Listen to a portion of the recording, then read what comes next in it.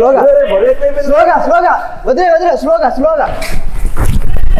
ఎప్పుడైతే ఎలక్షన్ జరిగి టీడీపీ వచ్చిందో ఆ తర్వాత నుంచి మెల్లగా ప్లాస్టిక్ బ్యాన్ అని అందరూ వైజాగ్ అంతా స్ప్రెడ్ చేశారు. ఓడోమీటర్ చూస్తున్నారు కదా, 1,15,50 తిరిగేసింది. దానిపైన అమౌంట్ ట్యాక్స్ ఇవన్నీ వేసుకుంటే, లేబర్ అమౌంట్ ఇవన్నీ వేసుకుంటే, ఈ కొత్తవి కొనుక్కోవాలనుకుంటే ఒక్కొక్కటి 45 నుంచి 50 lakhs ఉంటుంది. అది కాకుండా ఎడిషనల్ దాని యాక్సెసరీస్ అవి ఉంటాయి. అన్ని పెట్టుకుంటే నేను ఇంకా 10 lakhs ఎక్స్ట్రా అవుతుంది. సో అది పెట్టినప్పుడు కూడా చాలా కాన్ఫిడెంట్ గా ఉన్నాడు. నేను ఇప్పుడు ఏమని చెప్తానంటే, ఈ వ్లాగ్ చూసే వాళ్ళకి ఎవరైనా ఈ కంటైనర్ బిజినెస్ కానీ, ఫుడ్ కంటైనర్స్ కానీ, ప్లాస్టిక్ కానీ పెట్టే వాళ్ళకి ఏం చెప్తానంటే, రెస్టారెంట్ వాళ్ళు కూడా రైతా చిన్న చిన్న కర్రీస్ అవి వేసుకోవడానికి చిన్న బాక్సులు ఉండేవి. స్టార్టర్స్ కర్రీస్ వేసుకోవడానికి ఇంకో సైజు 500 ml 400 ml వేసుకుంటారు. బిర్యానీ ఫ్రైడ్ రైస్ ఏమైనా కొంచెం mini fried rice mini biryani అవి ఉంటే 1000 ml అవి వాడతారు. అందులో మళ్ళీ కలర్స్ ఉంటాయి, బ్లాక్ ఉంటుంది, వైట్ ఉంటుంది. సేల్ ఎక్కువ ఉంది అనుకో, మార్జిన్ తక్కువ ఉన్నా పర్వాలేదు, కనీసం కంపెనీ రోజు రన్ చేయడం కన్నా రొటేషన్ ఉంటుంది. ఇప్పుడు సేల్ తగ్గిపోయింది, మార్జిన్ కూడా తగ్గిపోయింది. ఇప్పుడు రొటేషన్ లేకపోతే ఎలా చేస్తాం? అంతే. ఏదన్నా రా మెటీరియల్ కి ఉండాలి, వర్కర్ కి శాలరీస్ ఉండాలి. హాయ్ ఫ్రెండ్స్, నమస్తే. This is Chakradhar Bezawada, back with an another interesting blog. So ఇవాళ నేను మా ఫ్రెండ్ వాళ్ళ కంపెనీ దగ్గర అయితే ఉన్నాను. మా ఫ్రెండ్స్ చూడడానికి కొంచెం చైల్డిష్ గా బిహేవ్ చేస్తారు, కానీ వీళ్ళు కొంచెం హార్డ్ వర్కింగ్ అండ్ టాలెంటెడ్ కూడా. అండ్ ఇప్పుడు మా ఫ్రెండ్ది ఇక్కడ ప్లాస్టిక్ కంపెనీ దగ్గరికి అయితే వచ్చాను, తేజది. సో ఇవాళ కొంచెం ఇన్ఫర్మేషన్ కనుక్కుందాం, అసలు ఇది ఏమైంది, ఏంటి, ఇది తీసేసారా ఏంటి అనేది. ఇప్పుడు టాస్క్ ఏంటంటే, మా వాళ్ళని బాబు ఇట్రా అమ్మా, హలో రా ఇట్రా. ఇప్పుడు ఇదిగోండి, ఇది ఉంది కదా, ఇది ఏంటి చెప్పు. క్రేన్ పుల్లి అంట ఇది. దీన్ని మనం ఇప్పుడు డిస్మాంటిల్ చేసి వేరే ఎక్కడికో పంపించాలంట. సో ఈ ప్రాసెస్ అంతా ఇప్పుడు చేయడానికి మా ఫ్రెండ్స్ అందరిని పిలిచాడు. ఇట్రా, అటుపక్క పట్టుకో రే, మీద వేసుకోకండి అంతే, మీరు ఏదైనా చేయండి. కానీ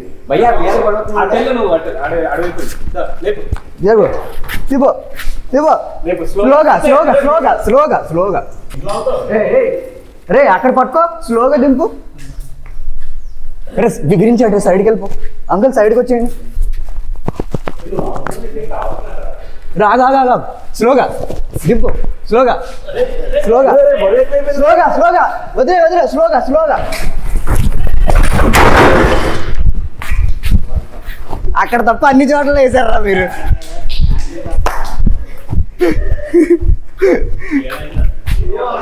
రే స్లోగా దింపని చెప్పాను కదరా. సర్లే అమ్మయ్య.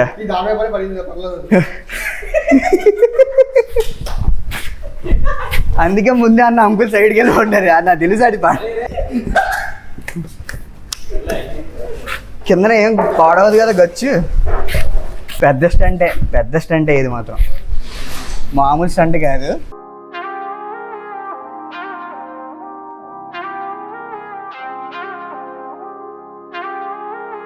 ఇందాక చూసారు కదా ప్రీవియస్ వీడియో, మేము అందరం కష్టపడి ఆ పుల్లిని కిందకి దించుదాం అనుకుంటే అది రాంగ్ గా ల్యాండ్ అయింది. మావాడేంటి, మేము అందరం ఇప్పుడు కూలి పని చేసినందుకు బిర్యానీ అయితే ఇప్పిస్తున్నాడు. ఇంకా మా వాళ్ళు వెళ్ళారు తీసుకురావడానికి, వచ్చాక ఇంకా తినాలి. ఈ బిజినెస్ స్టార్ట్ చేసినప్పుడే సరే బ్లాగ్ అయితే చేద్దాం అనుకున్నా కానీ కుదరలేదు అనమాట. ఈ ప్లాస్టిక్ బిజినెస్ మా వాడు చేసేది ఏంటంటే, పిగ్గి అండ్ టొమాటో ఉంది కదా, బిర్యానీ ప్యాకేజెస్ ప్లాస్టిక్ ఉంటాయి కదా, అంటే మనం ఇప్పుడు ఫుడ్ కంటైనర్స్ అంటారు. ఫస్ట్ ఎలా పెడదాం అనుకున్నావు? ఎలా పెడదాం అనుకున్నానంటే, అప్పుడు నాకు వేరే బిజినెస్ ఉండేది. ఓకే, అది కొంచెం తగ్గిందని చెప్పి వేరేది ఆలోచిస్తుంటే వేరే వాళ్ళ ద్వారా ఇది తెలిసింది, ఈ బిర్యానీ బాక్సులది బాగుంటది బిజినెస్ అని. అటు మన east Godavari side, west Godavari side బాగానే వెళ్ళేది. అంత ముందు మండపేటలో ఉండేది కంపెనీ నాది. అక్కడ చేసినప్పుడు మ్యానుఫ్యాక్చరింగ్ బాగానే వెళ్ళేది అక్కడ. అక్కడి నుంచి నేను యాక్చువల్గా వైజాగ్ కూడా పంపించేవాడిని. మంది యాక్చువల్గా వైజాగ్ కదా, ఇక్కడ ఎక్కువ వైజాగ్ పంపించేవాడిని అనమాట. ఇక్కడ రెస్టారెంట్స్ హోల్సేల్ ఎక్కువ, పూర్ణ మార్కెట్ అంత మార్కెట్ ఎక్కువ ఉందని చెప్పి మండపేట నుంచి ఇక్కడ పంపించేవాడిని. ట్రాన్స్పోర్ట్ ఎక్కువైపోయేది, ఒక వెహికల్ పెడితే 15,000-20,000 అడిగేవారు. అలాగా వారానికి ఎక్కువ వెహికల్స్ పెట్టేవాడిని అనమాట. ఎప్పుడైతే ట్రాన్స్పోర్ట్ అది ఎక్కువ అయిపోతుందో నాకు ఇంకా మండపేటలో ఉండడం యాక్చువల్గా ఇంట్రెస్ట్ లేదు అసలు. కానీ అక్కడ సైట్ అది దొరకడం వల్ల అక్కడ పెట్టాను. ఓకే, అప్పుడు రెంట్ ఎంత? అప్పుడు రెంట్ 20,000 అక్కడ. ఓకే, బాగా సైట్ అది బాగా దొరికిందని చెప్పి అక్కడ పెట్టాను. పెట్టిన తర్వాత market east Godavari side, Rajahmundry, Kakinada ఇదంతా కూడా బాగానే అయ్యేది. ఓకే, అది చేస్తూ వైజాగ్ కూడా పంపించేవాడిని. ఎప్పుడైతే అక్కడ ఉండడానికి ఇంట్రెస్ట్ లేదో వైజాగ్ షిఫ్ట్ అయిపోదామని ప్లాన్ చేసుకొని ఇంకా వైజాగ్ షిఫ్ట్ అయిపోయాను. మిషనరీ అంతా అక్కడ ఫ్యామిలీ కూడా షిఫ్ట్ చేస్తాను వైజాగ్. ఓకే, చేసిన తర్వాత ఇక్కడ వైజాగ్ వచ్చిన తర్వాత కూడా చాలా నాళ్ళు బాగానే నడిచింది. మధ్యలో మెషిన్ ప్రాబ్లం అది రావటం, టెక్నీషియన్ రావటం అంతా జరిగింది. కానీ లాస్ట్కి స్టార్ట్ అయింది కంపెనీ. ఇక్కడ వైజాగ్ షిఫ్ట్ అయిన తర్వాత స్టార్ట్ అయిన తర్వాత అప్పుడు మన వైఎస్ఆర్సీపీ గవర్నమెంట్ ఉండేదన్నమాట. అప్పుడు అంత బ్యాన్, ఈ ప్లాస్టిక్ గురించి అంత లేదు, బ్యాన్ చేయాలి అది అంత లేదు. ఎప్పుడైతే ఎలక్షన్ జరిగి టీడీపీ వచ్చిందో ఆ తర్వాత నుంచి మెల్లగా ప్లాస్టిక్ బ్యాన్ అని అందరూ వైజాగ్ అంతా స్ప్రెడ్ చేశారు. రెస్టారెంట్స్కి అది సప్లై చేయడం అంతా అందరికీ నోటీస్ ఇచ్చారనమాట, ప్లాస్టిక్ తగ్గించాలి అని చెప్పి. అయినా కూడా కొంతమంది వాడుతున్నారు. ఎంత నోటీస్ ఇచ్చినా, ఫైన్లు వేసినా, ఏం చేసినా చాలా మంది వాడుతున్నారు ఇప్పటికీ. నేను ఇక్కడ వైజాగ్లో స్టార్ట్ చేసిన తర్వాత ఆల్మోస్ట్ వైజాగ్, విజయనగరం కూడా సప్లై చేశాను నేను. అలా స్లోగా సప్లై నేను చేయడం తగ్గిపోయింది. అంటే మాకు ప్లాస్టిక్ బ్యాన్ అంటున్నారండి, రెస్టారెంట్ వాళ్ళు మాకు ఫైన్లు వేస్తున్నారు, ఇప్పుడు ప్రజెంట్ అయితే వద్దు, తర్వాత చెప్తాం అని చెప్పి అలా స్లోగా తగ్గించేశారు మొత్తం. ఇంకోటి ఏంటంటే హైదరాబాద్, విజయవాడ నుంచి ఎక్కువ ఈ ఫుడ్ కంటైనర్స్ మ్యానుఫ్యాక్చర్ చేసి పంపించేస్తారు. వాళ్ళు ఏంటంటే మార్జిన్ తక్కువలో పెట్టుకొని అమ్మేస్తారు. మేము ఏంటంటే ఇక్కడ నుంచి మార్కెట్ కాంపిటీషన్ ప్రైస్ కి ఇవ్వలేక ఈ బ్యాన్ అది చెప్తున్నారు. ఇంకా అలా స్లోగా సేల్ తగ్గిపోయింది. లాస్ట్కి 0 అయిపోయింది. ఇంకా కంపెనీ క్లోజ్ చేస్తాం. మెషినరీ కూడా అంతా సేల్ చేస్తాం వేరే బెంగళూరు వాళ్ళకి. వాళ్ళు తీసుకెళ్ళిపోయారు. ఇంకా మౌల్డ్స్ అవన్నీ కూడా ఇంకా ఇచ్చేస్తాం. కంపెనీ క్లోజ్ చేసి కూడా ఒక 6 months అయితే 6 months వరకు అయితే అవుతుంది. భలే బిర్యానీ నుండి ఆర్డర్ చేసాము, ఆర్డర్ తెచ్చుకున్నాము. నీదేంటి boy? Same fry piece biryani. నాది ఫ్రై పీస్. విరించి నీది మిక్స్డ్ వెజ్. అది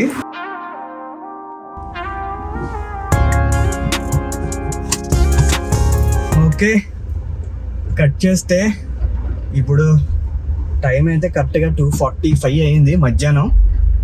యాక్చువల్గా కార్ది ఒక చిన్న ఇష్యూ ఉందన్నమాట. నేను మీకైతే అది ప్లే చేస్తాను చూడండి.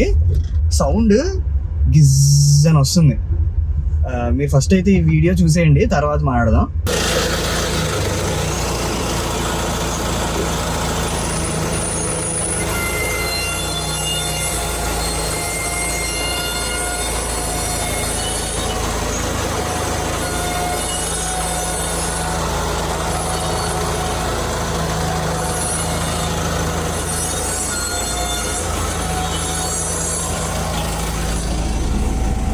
అదేమైందంటే బ్రేక్ ప్యాడ్స్ ఇష్యూ వచ్చింది.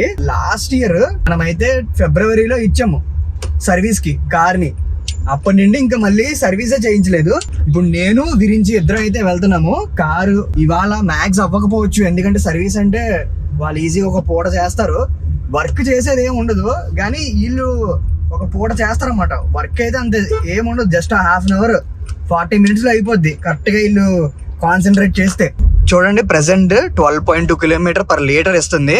హైవేస్ లో మాత్రం 18 to 20 ఆ రేంజ్ లో వస్తుంది. అది కూడా ఎకానమీలో వెళ్తే, అండ్ వెయిట్ కూడా అంత ఎక్కువ లేకపోతే కనుక ఆ రేంజ్ లో వస్తుంది.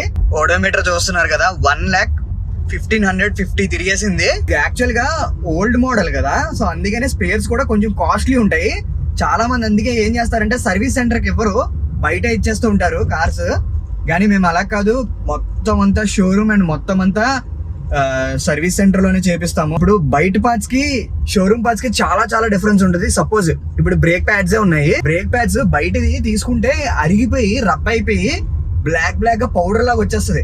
ఎవరైనా అబ్జర్వ్ చేస్తుంటే నాకు కింద కామెంట్ చేసి చెప్పండి. And me car mileage A car and A version ఆ మోడల్, అండ్ పక్కన నాకు మైలేజ్ కూడా పెట్టండి, చూద్దాము అసలు లోకల్ ఎంత వస్తుంది అండ్ లాంగ్ డ్రైవ్స్ లో ఎంత వస్తుంది అనేది కూడా చూద్దాము. బ్రేక్ ప్యాడ్స్ కనుక పాడైపోయి ఎక్కువ రోజులు తిప్పేసాం అనుకోండి, డిస్క్ ఇష్యూ వస్తుంది, డిస్క్ ప్రాబ్లమ్స్ కూడా వస్తాయి. డిస్క్ చాలా కాస్ట్లీ, దగ్గర 8,000 ఎంతో ఉంటుంది. లాస్ట్ టైం నాకు బిల్ అయితే అదర కొట్టేశారు. మధ్య మధ్యలో ఏమైనా ఇంట్రెస్టింగ్ గా కనపడితే చూపిస్తా, లేదంటే ఇంక డైరెక్ట్ అక్కడికి వెళ్ళిన తర్వాత అయితే బ్లాగ్ చేస్తా.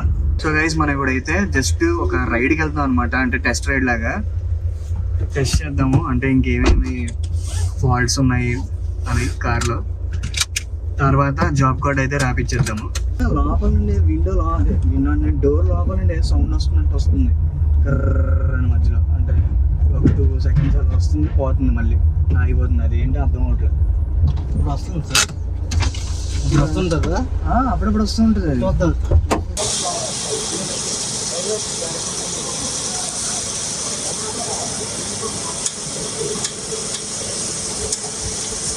సో మనకి మంచిగా అయితే కాఫీ టీలు అన్నీ అందాయి.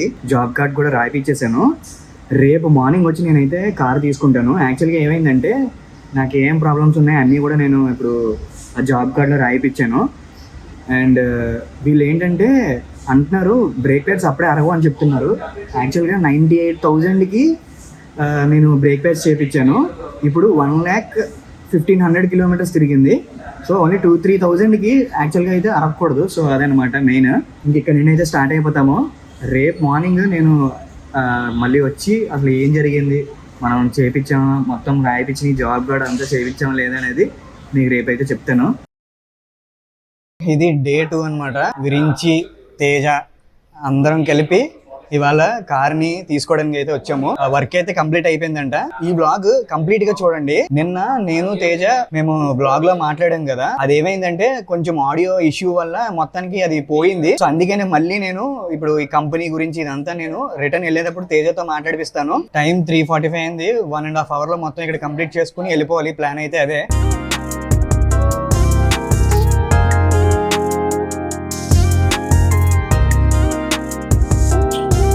నేను తేజ కార్లో వస్తున్నాము. విరించి ఏమో వెనకాల స్కూటీ వేసుకుని వస్తున్నాడు. ఇప్పుడు నాకు ఎంత అయిందంటే కరెక్ట్ గా 8,598 రూపీస్, అంటే 8,600 అనుకోండి. ఆల్రెడీ ఇది కూడా బిల్లు నా చేతిలోనే ఉంది. మీకు చూపిస్తాను కూడా అసలు ఎంత ఏమైంది అనేది. డిస్క్ కాస్ట్ వచ్చేసి 2,514 పడింది. ప్లస్ ప్యాడ్, ఫ్రంట్ బ్రేక్ అని ఉంది కదా, ఇది మొత్తం వచ్చేసి 2,852 అయింది. మెయిన్ ట్యాక్స్ అమౌంట్ చూసారు కదా ఎంత పడుతుందో. CGST, SGST అయ్యే 512 దగ్గర 1,000 రూపాయలు అయ్యే పడింది. టోటల్ పార్ట్స్ అమౌంట్ అయితే 6,700. దానిపైన అమౌంట్ ట్యాక్స్ ఇవన్నీ వేసుకుంటే, లేబర్ అమౌంట్ ఇవన్నీ వేసుకుంటే 8,596 అయిపోయింది అనమాట. సో తేజ, మనం నిన్న ఎక్కడి వరకు మాడుకున్నాం అంటే 6 months అయ్యింది కదా క్లోజ్ చేసి కంపెనీ అని మాడుకున్నాం కదా. యాక్చువల్గా నువ్వు 3 years నడిపావు సేమ్ ఇదే బిజినెస్.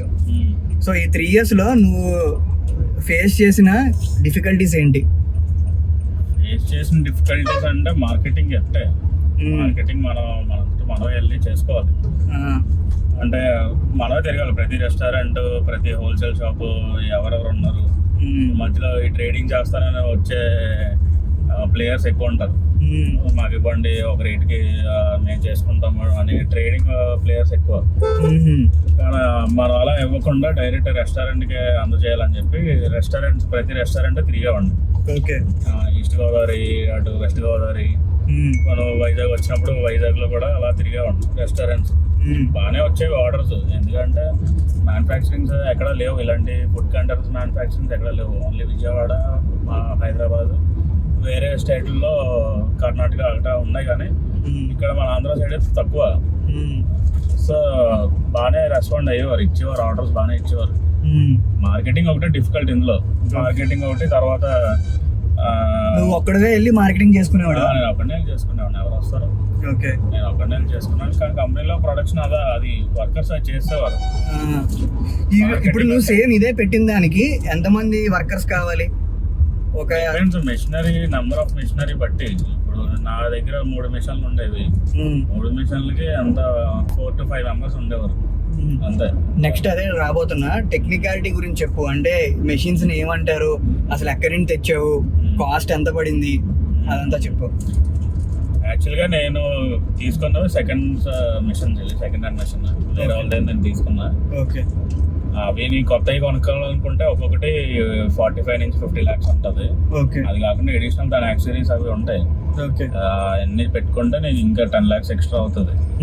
నాకు అన్ని 3 మిషన్లు అన్ని అలా సెటప్ చేయడానికి 50 lakhs తో అయిపోయింది. ఓకే. దీన్ని టెక్నికల్ అంటే రిపేర్స్ వస్తాయి, ఫ్రీక్వెంట్ గా వస్తూ ఉంటాయి. వచ్చినప్పుడు ఏం చేయాలంటే మంచిగా ఒక టెక్నీషియన్ పెట్టుకోవాలి. వాళ్ళు అంత తొందరగా ఏమి వచ్చి చేసేసి ఏదో ఫ్యాన్ రిపేర్ లాగా అలా ఉండదు. ఎక్కడ దొరకచ్చు వీళ్ళు త్రూ అవుట్ ఇండియా అందరూ ఉన్నారు, కానీ మంచి టెక్నీషియన్ మనం చూస్ చేసుకోవాలి. అలా చెన్నైలో ఉన్నారు, హైదరాబాద్ లో ఎలక్ట్రికల్ సంబంధించిన హైదరాబాద్ లో ఉన్నారు, ఈ హైడ్రాలిక్ వాటికి సంబంధించింది చెన్నైలో ఉన్నారు. ఓకే. అలాగా ఇప్పుడు ఒక మెషిన్ లో చాలా కాంపోనెంట్స్ ఉంటాయి. ఆ కాంపోనెంట్స్ బేస్ చేసుకొని ఒక్కొక్క స్టేట్ లో ఒక్కొక్కరు ఉన్నారు దాని స్పెషాలిటీ కరెక్ట్ గా చేసేవాళ్ళు. అలాగే మనం చూసుకోవాలి, అంటే 1-2 సార్లు వాడితో పెట్టుకోవచ్చా లేదా అని చూసుకోవాలి. వచ్చాక మళ్ళీ 100% సక్సెస్ చేస్తారని కూడా ఉండదు. వచ్చి చూస్తూ ఉంటారు, ఫొటోస్ అవి పెట్టమంటారు, అందులో ఏం తెలియదు వాళ్ళకి. ఓకే. ఫిజికల్ గా వచ్చి చూస్తే గానీ వాళ్ళు ఏం చెప్పలేరు. వచ్చాక ప్రాబ్లం బట్టి కొటేషన్ ఇస్తారు. ఇప్పుడు మండపేట అనేది నువ్వు ఫస్ట్ అక్కడ పెట్టావు కదా, అక్కడ మనకి మామూలుగా కాస్ట్ చూసుకుంటే స్మాల్ టౌన్ కాబట్టి అది కొంచెం తక్కువ ఉంటాయి. ఇప్పుడు వైజాగ్ షిఫ్ట్ చేసావు నువ్వు, వైజాగ్ లో ఎంత నీకు ఇక్కడ బిజినెస్ స్టార్ట్ చేసిన ఈ ప్లేస్ ఎంతకి తీసుకున్నావు రెంట్? యాక్చువల్గా నా ఫ్రెండ్ అది. ఓకే. నా ఫ్రెండ్ దాంట్లో నేను షేర్ తీసుకుని పెట్టాను అనమాట. యాక్చువల్గా అలాంటి సైట్ మనం ఎక్కడైనా పెట్టుకోవాలనుకుంటే ఈజీగా 50,000 ప్లస్ ఉంటుంది రెంట్ పర్ మంత్. అబ్బా. నా ఫ్రెండ్దే కాబట్టి షేర్ తీసుకున్నాం కాబట్టి నాకు 25,000కి ఇచ్చాడు మొత్తం. సో ఇప్పుడు లాస్ గురించి మాట్లాడదాము. కంపెనీ పెట్టిన తర్వాత నుండి ఎంత లాస్ అయ్యావు, అండ్ ఈ 3 years కి నీకు ప్రాఫిట్ వచ్చిందా రాలేదా? ప్రాఫిట్ ఏం రాలేదు ఇందులో, లాస్. ఎందుకంటే సేల్స్ బట్టే ఉంటది. వైజాగ్ వచ్చిన తర్వాత సేల్ మొత్తం తగ్గిపోయింది కాబట్టి లాస్కే నేను మిషన్లు అన్ని సేల్ చేస్తాను. ఓకే. ఎంత లాస్ వచ్చి ఉండొచ్చు మొత్తానికి? 15 దగ్గర ఉంటుంది, 15 lakhs దగ్గర. ఓకే. 15 lakhs ఇప్పుడు పోయిన తర్వాత నీకు ఎలా అనిపించేది? అంటే ఫీలింగ్ బాధపడ్డావా, లేదు ఇంకా ఇక్కడ నుండి ఇంకా మంచిగా చెయ్యాలని అనుకుంటున్నావా? రెండు ఉన్నాయి, బాధ ఉంటది, ఇంకా నెక్స్ట్ చేసేది కరెక్ట్ గా ఆలోచించి చేయాలి అని అది కూడా ఉంది ఆలోచన. ఎందుకంటున్నా అంటే మా వాడు ఇప్పుడు ఆల్మోస్ట్ 2 బిజినెస్ చేశాడు అనమాట. దీనికి ముందు ఇంకోటి ఉండేది, ఈ ప్లాస్టిక్ కంటైనర్స్ కాకుండా, ఫుడ్ కంటైనర్స్ కాకుండా. సో అది పెట్టినప్పుడు కూడా చాలా కాన్ఫిడెంట్గా ఉన్నాడు. నేను ఇప్పుడు ఏమని చెప్తానంటే ఈ వ్లాగ్ చూసే వాళ్ళకి ఎవరైనా ఈ కంటైనర్ బిజినెస్ కానీ, ఫుడ్ కంటైనర్స్ కానీ, ప్లాస్టిక్ కానీ పెట్టే వాళ్ళకి ఏం చెప్తానంటే, సో బిజినెస్ ఇలాగా డౌన్ఫాల్ అయినా మీరు ఏమీ కుంగిపోకుండా ఎలా కంటిన్యూ చేయాలి, అలాంటిది ఏమైనా టిప్స్ గురించి నేను అడుగుతున్నాను అనమాట. సో ఇప్పుడు బిజినెస్ చేసావు కదా, ఎప్పుడైనా నీకు రిగ్రెట్ అనిపించిందా? దేనికి రిగ్రెట్? ఇది పెట్టి మళ్ళీ తీసేసావు కదా, సో దానికి రిగ్రెట్ అనిపించిందా? లేకపోతే ఇంకా చెయ్యాలని ఏం అనిపించలేదు నాకు. ఇది మానేసి నేను ఐటీ సైడ్ ఎటో వెళ్ళిపోవాలి. ఐటీ సైడ్ అసలు ఇంపాసిబుల్, మనం వెళ్ళంగానే అది once business every life long business అంతేనా? బిజినెస్ లో ఉన్న కంఫర్ట్ వేరు, అందులో ఉన్న లాస్ చూస్తాం, ప్రాఫిట్ చూస్తాం, హై చూస్తాం, లో చూస్తాం. ఐటీ అలా ఉండదు, తెలిసిందే కదా, ఒకటే ఫామ్ లో ఉంటారు అందరూ. అయితే బాగా మంచి పెద్ద పోస్ట్ లో ఉన్న జాబ్స్ వస్తాయి పర్లేదు, కానీ చిన్న జాబ్లు ఎంతకాలం చేస్తాం. అంటే ఇప్పుడు బిజినెస్ లో కూడా అలాగే ఉంటది, మనం చేసుకునే దాన్ని బట్టి జాగ్రత్తగా ఉంటాం. టైం టు టైం అప్డేట్ అవుతూ ఉండాలి. ఎవరిని కస్టమర్లు అలాంటి మనం జాగ్రత్తగా హ్యాండిల్ చేసుకోవాలి. మార్కెట్ ప్రైసింగ్ అది చూసుకోవాలి, సేల్స్ క్వాలిటీ చూసుకోవాలి, అన్నీ ప్రతిదీ మేనేజ్ చేసుకుంటే బాగానే ఉంటుంది. ఇంకా జాబ్కి వెళ్ళాల్సిన థాట్ రాదు. ఓకే. అండ్ నెక్స్ట్ ఇప్పుడు ప్లాస్టిక్ది వస్తుంది కదా, అది ఎక్కడి నుండి వచ్చేది? అది అంతా అది హైదరాబాద్, విజయవాడ నుంచి వచ్చేది. రిలయన్స్ పెట్రోలియం వాళ్ళు ఇది బై ప్రొడక్ట్ అనమాట. ఓకే. పీపీ మెటీరియల్ అంటారు, పాలీప్రొపిలిన్. ఫుడ్ కంటైనర్స్ వాడేది పాలీప్రొపిలిన్, పీపీ. చిన్న గ్రాన్యూల్స్ లో ఉంటాయి. అది టన్ వచ్చేసి 1,28,000, 1,30,000 ప్లస్ ట్రాన్స్పోర్ట్. కొంచెం కాస్ట్ ఎక్కువే రా మెటీరియల్, ఎందుకంటే ఇది వర్జిన్ రా మెటీరియల్ వాడాలి ఫుడ్ కంటైనర్స్ కన్నా. మిగతా ప్లాస్టిక్ ఐటమ్స్ కి వర్జిన్ మెటీరియల్ వాడడం అసలు లేదు, కొంచెం మిక్సింగ్ మెటీరియల్ ఉంటుంది. మిగతా ప్లాస్టిక్ అంటే ఇవి మన కుర్చీలు, స్టూల్స్, హౌస్ హోల్డ్ కొన్ని ఉంటాయి. అవి ఏంటంటే మనకి కొంచెం అంటే ప్లాస్టిక్ స్క్రాప్ ఉంటుంది కదా, అవి గ్రైండింగ్ చేసి దాన్ని మళ్ళీ గ్రాన్యూల్స్ లో తయారు చేసి రా మెటీరియల్స్ వాటికి సప్లై చేస్తూ ఉంటారు. అవి రేట్ తక్కువ, అది టన్ 60,000, 70,000 దొరికేస్తుంది. ఇదేంటంటే మనం వర్జిన్ ప్యూర్ మెటీరియల్ వాడాలి. ఫుడ్ కంటైనర్స్ మ్యానుఫ్యాక్చరింగ్ వాళ్ళు వర్జిన్ మెటీరియల్ వాడాలి, లేదంటే స్మెల్ వస్తూ ఉంటుంది. అది మ్యానుఫ్యాక్చర్ అయిన తర్వాత ప్రోడక్ట్ బయటకు వచ్చిన తర్వాత మిషన్ నుంచి సరైన మెటీరియల్ వాడకపోతే స్మెల్ వస్తూ ఉంటుంది. ఇంకోటి గట్టిగా ప్రెస్ చేస్తే బ్రేక్ అయిపోతుంది. మన బాక్స్ అలా ఉండేవి కాదు, ఫ్లెక్సిబుల్ గా ఉండేవి, స్మెల్ కూడా వచ్చేది కాదు, నీట్ గా ఉండదు. ఇంకోటి చెప్పు, ఇది కోర్స్ నేర్చుకోవాలి సంథింగ్, ఒకసారి నాకు ఎప్పుడో చెప్పావు, దాని గురించి చెప్పు. ఈ ఫుడ్ కంటైనర్స్ మౌల్డింగ్ మెషిన్స్ అనేది అది చిన్న జాబ్ ఏం కాదు. ఇప్పుడు నా దగ్గర పనిచేసే ఆపరేటర్లు వాళ్ళు స్కిల్డ్, కానీ వాళ్ళు ఏమి ఒక ఇన్స్టిట్యూట్కి వెళ్ళి ట్రైనింగ్ అయితే తీసుకోలేదు. నార్మల్ గా ఇలాంటి నాలాంటి కంపెనీలో పనిచేసి ఎక్స్పీరియన్స్ తెచ్చుకున్నారు తప్ప సర్టిఫైడ్ ఆపరేటర్స్ కాదు. సర్టిఫైడ్ ఆపరేటర్స్ కావాలనుకుంటే మీకు చెన్నైలో అక్కడ దొరుకుతారు, అక్కడ ఇన్స్టిట్యూట్ అవి కూడా ఉన్నాయి. ఇంజెక్షన్ మోల్డింగ్ గురించి సపరేట్ గా దానికి ఒక ఇన్స్టిట్యూటే ఉంది, అక్కడ నేర్పిస్తారు, సర్టిఫికెట్ కూడా ఇస్తారు. ఆ సర్టిఫికెట్ ఉంటే ఇంకా పెద్ద పెద్ద కంపెనీస్ లో ఫర్ సపోజ్ ఏషియన్ పెయింట్స్ లాంటివి, ఇప్పుడు కారు స్పేర్ పార్ట్స్ ప్లాస్టిక్ ఉంటాయి కదా, అలాంటి వాటిల్లో జాబ్ కొంచెం దొరుకుతుంది, ఈజీగా దొరుకుతుంది. ఆ సర్టిఫికెట్ ఉంటాయి. ఇప్పుడు ఒకవేళ సేమ్ ఇదే బిజినెస్ ఎవరైనా చెయ్యాలన్నారు అనుకో, సపోజ్ చేస్తా అనుకుంటే వాళ్ళకి నువ్వు సజెస్ట్ చేసేది ఏంటి? సర్టిఫికేషన్ చేయమంటావా లేకపోతే వద్దంటావా? అవసరం లేదు, ఈ బిజినెస్ కి అంత సర్టిఫైడ్ వర్కర్స్ ఏం అవసరం లేదు. ఓకే, ఎక్స్పీరియన్స్ ఉంటే చాలు, ఆడు సరిగ్గా ఉంటే చాలు. ఆపరేటర్లు ఎవరు సరిగ్గా ఉండరు, తెలిసిందే కదా వర్కర్స్. మనం మెయింటెనెన్స్ చేసుకున్న దాన్ని బట్టే ఉంటది. అంత స్కిల్డ్ అంటే స్కిల్డ్ ఉండాలి. ఇప్పుడు ఫర్ సపోజ్ ఏమైనా మెషిన్ ఆగిపోయినా కూడా ఏంటి ప్రాబ్లం అనేది వెంటనే వాడు చెప్పాలి. అప్పుడు ఆడు చేయగలడా ఆ ప్రాబ్లమో, లేదా టెక్నీషియన్ పిలిపించాలా అనేది చెప్పాలి వాడు. అంతవరకు సరిపోతుంది. మరి సర్టిఫైడ్ ఆపరేటర్స్ ఏం అవసరం లేదు. ఫుడ్ కంటైనర్ అంటే చిన్న చిన్న కంపెనీలకి, పెద్ద కంపెనీకి వెళ్తే మార్జిన్ ఎలా ఉంటది అంటే, నీకు ఇప్పుడు మండపేటలో అమ్మావు, ఇక్కడ అమ్ముతున్నావు మొన్నటి వరకు, సో నీకు మార్జిన్ అనేది ఎలా డిసైడ్ చేస్తారు? ఎందుకంటే ఇప్పుడు కొందరు ఈ వీడియో చూసే వాళ్ళకి దీని మీద ఇంట్రెస్ట్ ఉండొచ్చు, వాళ్ళు మార్జిన్ ఎలా పెట్టుకోవచ్చు? నువ్వు మ్యానుఫ్యాక్చరర్ కాబట్టి నువ్వే బాగా ఎక్స్ప్లెయిన్ చేయగలుగుతావు. మార్జిన్ అంటే ఇందులో నా దగ్గర 4 types ఆఫ్ సైజెస్ ఉండేవి. అందులో ఒక్కొక్క సైజుకి ఒక్కొక్క టైప్ మార్జిన్. ఓకే, ఈ మండపేటలో అక్కడ అయితే సేల్ బాగుండేది, మార్జిన్ కూడా పర్వాలేదు. ఇక్కడ వైజాగ్ వచ్చేసరికి మార్జిన్ బాగానే ఉండేది కానీ సేల్ సరిగ్గా లేదు. ఓకే, ఇక్కడికి వచ్చిన వైజాగ్ షిఫ్ట్ అయిపోయిన తర్వాత బాగానే ఉండేది కొత్తలో. కాంట్రాక్ట్స్ కూడా పెరిగినాయి, పూర్ణ మార్కెట్స్ ఆ ఏరియాలో, తర్వాత రెస్టారెంట్ వాళ్ళు కూడా పెరిగారు. కానీ బ్యాన్ చెప్పాను కదా, ఆ బ్యాన్ వల్ల ఎవరో వద్దంటున్నారు అనమాట. ఎంత గవర్నమెంట్ అప్రూవ్డ్ అయినా కూడా వీళ్ళు బ్యాన్ చేసేవారు.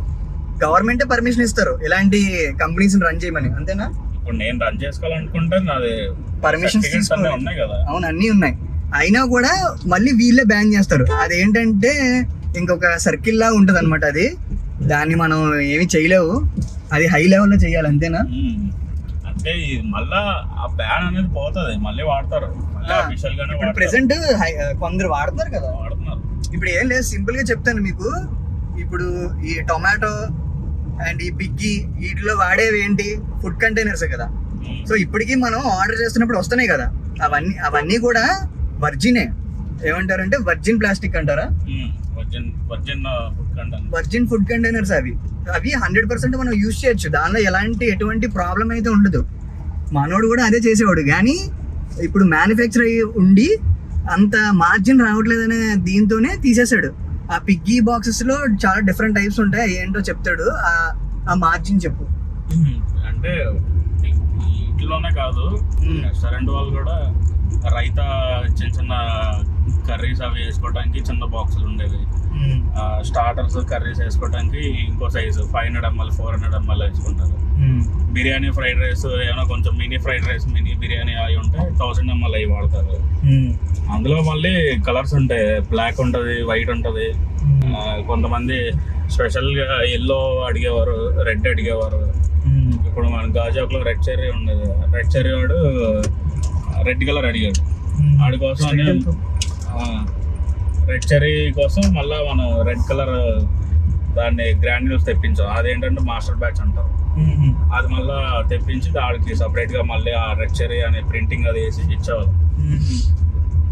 ఓకే, ఆ నేమింగ్ కి సెపరేట్ ప్రైస్ పైన printing extra ₹1, 1.5 rupee extra. Printing లేకపోతే 6.5 రూపీస్, 7 రూపీస్ అలా ఉంటుంది. ప్రింటింగ్ వేస్తే 8 రూపీస్, 8.5. సో ఇప్పుడు మార్జిన్ లో ఎక్కడ తేడా వచ్చింది అంటే ఎక్కువ అంటే పైసెస్ లో వస్తుందా లేకపోతే రూపీస్ లో వస్తుందా? ఇక్కడ మార్జిన్ మ్యాటర్ కూడా కాదు, సేల్ సేల్ తగ్గిపోయిందండి. సేల్ తగ్గిపోతే ఏమనిపిస్తుంది, మార్జిన్ కూడా తక్కువ అనిపిస్తుంది. ఇప్పుడు సేల్ ఎక్కువ ఉంది అనుకో, మార్జిన్ తక్కువ ఉన్నా పర్వాలేదు, కనీసం కంపెనీ రోజు రన్ చేయడం కన్నా రొటేషన్ ఉంటుంది. ఇప్పుడు సేల్ తగ్గిపోయింది, మార్జిన్ కూడా తగ్గిపోయింది. ఇప్పుడు రొటేషన్ లేకపోతే ఎలా చేస్తాం? అంతే, ఏదన్నా రా మెటీరియల్ కి ఉండాలి, వర్కర్ కి శాలరీస్ ఉండాలి, రొటేషన్ ఉండాలి. రొటేషన్ అయిపోయింది. రొటేషన్ అయిపోతే ఏం చేస్తాం? ఎక్కడ బయట మళ్ళీ లోన్ తీసుకొని అన్ని ఎంతవరకు చేస్తాం? అది కరెక్ట్ కాదు కదా. రొటేషన్ బాగుంటే లోన్ తీసుకొని ఎంతన్నా పెట్టచ్చు. సేల్ బాగుంటాయి, సేల్ లేకుండా ఇంకా మళ్ళీ లోన్ అనేది తీసుకోవడం కూడా కరెక్ట్ కాదు. అందుకనే ఆపేసాను. ఒకటి లాస్ట్ ఇంక ఫైనల్ కంక్లూజన్ చెప్పేద్దాము.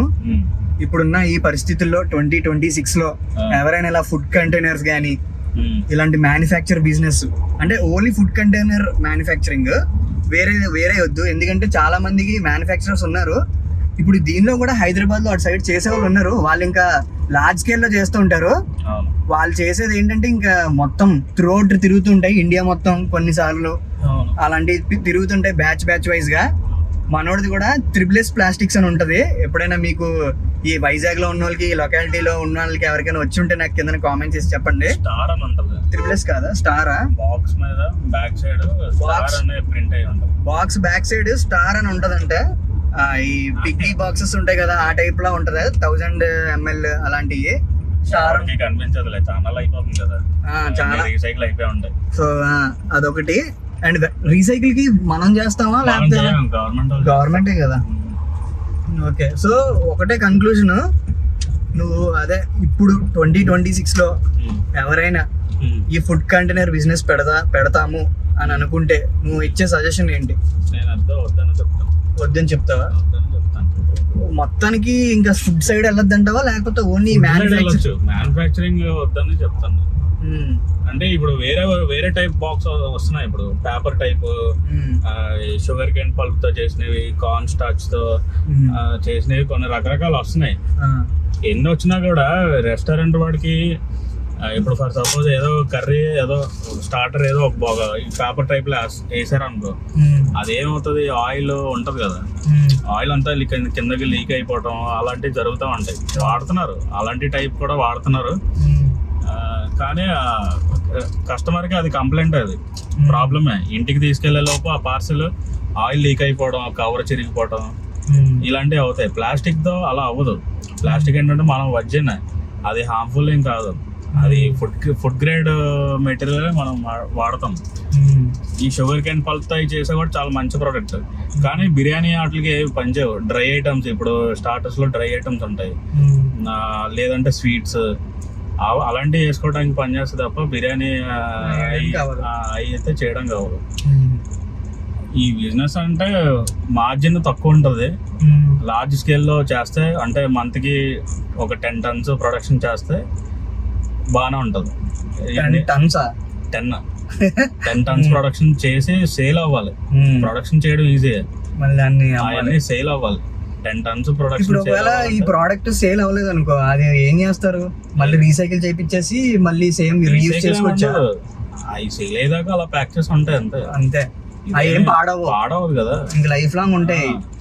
ఇప్పుడు ఒకవేళ క్లోజ్ చేస్తున్నాం అనుకో, చాలా ఒక టన్స్ లో ఉండిపోయింది బాక్సెస్, మనం రీసైకిల్ చేయించుకుని మళ్ళీ సేమ్ ప్లాస్టికే కదా, రీసైకిల్ చేయించుకుని మళ్ళీ చేసుకోవచ్చు. వాటిని ఏం చేసుకుంటా, రీసైకిల్ చేయడం అవసరం ఉంది. అలా సేల్ చేసేయచ్చు, ఎన్ని రోజులన్నా ఉంటాయి. అలాగే ఇంకా అసలు అవసరం లేదంట. నువ్వు అలా ప్యాక్ చేసుకుని పక్కన పెట్టుకోవాలి అంత స్టాక్.